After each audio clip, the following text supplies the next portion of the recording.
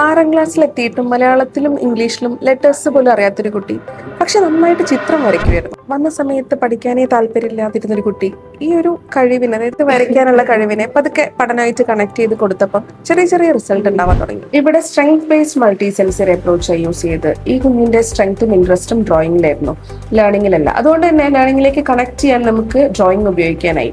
Cognitive load കുറയ്ക്കാൻ ഓരോ ദിവസം കുറച്ച് ലെറ്റേഴ്സ് മാത്രം കൊടുത്തു. ഓരോ ലെറ്റേഴ്സും ഓരോ പിക്ചേഴ്സ് ആയിട്ട് കണക്ട് ചെയ്ത് കൊടുത്തപ്പം കുഞ്ഞിനത് ഓർത്തെടുക്കാൻ ഈസിയായി.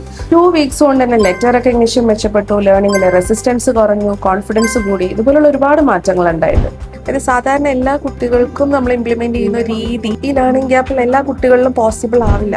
ഓരോ കുട്ടികൾക്കും ഓരോ രീതിയിലായിരിക്കും നമ്മൾ ഈ കാര്യങ്ങൾ കൊടുക്കേണ്ടത്. അപ്പൊ ഈ കുട്ടി ചെയ്ത പോലെ ആയിരിക്കില്ല മറ്റൊരു കുട്ടി ചെയ്യേണ്ടത്. സോ ഓരോ കുട്ടികൾക്കും പറ്റുന്ന രീതി നമ്മൾ കണ്ടെത്തി അവരെ ലേണിംഗിലേക്ക് എത്തിക്കുക എന്നുള്ളതാണ് പ്രധാനം.